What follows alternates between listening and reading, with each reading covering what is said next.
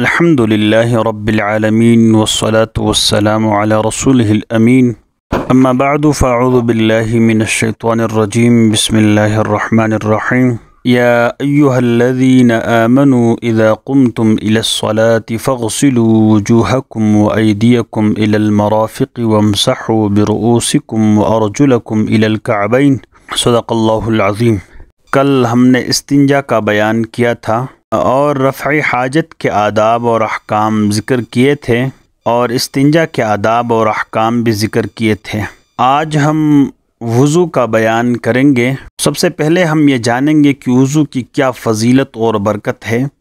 وضو کی عظمت اور اہمیت اس سے زیادہ اور کیا ہوگی کہ خود قرآن مجید میں نہ صرف اس کا حکم ہے بلکہ تفصیل کے ساتھ یہ بھی بتایا گیا ہے کہ وضو میں کن کن اعضاء کو دھویا جائے، اور یہ بھی وضاحت کی ہے کہ وضو نماز کی لازمی شرط ہے۔ جیسے قرآن مجید میں ہے یا ایھا الذین آمنوا اذا قمتم الى الصلاة فاغسلوا وجوہکم وایدیکم الى المرافق وامسحوا برؤوسکم وارجلکم الى الکعبین۔ مومنو، جب تم نماز پڑھنے کے لیے اٹھو تو پہلے اپنے چہروں کو دھو لو اور اپنے دونوں ہاتھوں کو کوہنیوں تک دھو لو اور اپنے سروں پر مسح کر لو اور پھر اپنے دونوں پیروں کو ٹخنوں تک دھو لو۔ رسول اللہ صلی اللہ علیہ وسلم نے وضو کی فضیلت اور برکت کا ذکر کرتے ہوئے فرمایا، میں قیامت کے روز اپنے امت کے لوگوں کو پہچان لوں گا۔ کسی نے کہا یا رسول اللہ یہ کیسے، آپ کیسے پہچانیں گے؟ وہاں تو ساری دنیا کے انسان جمع ہوں گے۔ تو رسول اللہ صلی اللہ علیہ وسلم نے فرمایا، ایک پہچان تو یہ ہوگی کہ وضو کی وجہ سے میری امت کے چہرے اور ہاتھ پاؤں جگمگا رہے ہوں گے،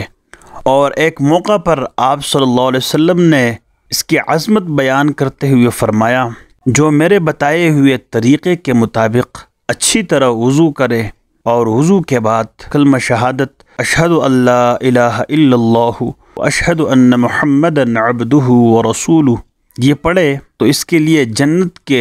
8 دروازے کھول دیے جائیں گے کہ وہ جس دروازے سے چاہے جنت میں داخل ہو جائے۔ اور آپ صلی اللہ علیہ وسلم نے یہ بھی فرمایا، وضو کرنے سے چھوٹے چھوٹے گناہ دھل جاتے ہیں اور وضو کرنے والا آخرت میں بلند درجات سے نوازا جاتا ہے، اور وضو سے سارے ہی بدن کے گناہ جڑ جاتے ہیں۔ اور ایک موقع پر آپ صلی اللہ علیہ وسلم نے وضو کو ایمان کی علامت قرار دیا ہے۔ ٹھیک ٹھیک راہ حق پر قائم رہو اور تم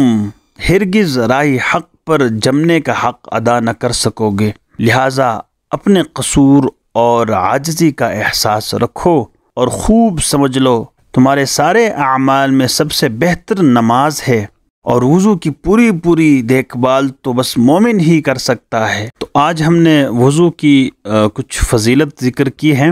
اور کل انشاءاللہ تعالی ہم وضو کا مسنون طریقہ بتائیں گے کہ پیغمبر خدا صلی اللہ علیہ وسلم کس طرح وضو فرماتے تھے، آپ کے صحابہ کرام کس طرح وضو فرماتے تھے۔ انشاءاللہ کل ہم وضو کا مسنون طریقہ ذکر کریں گے۔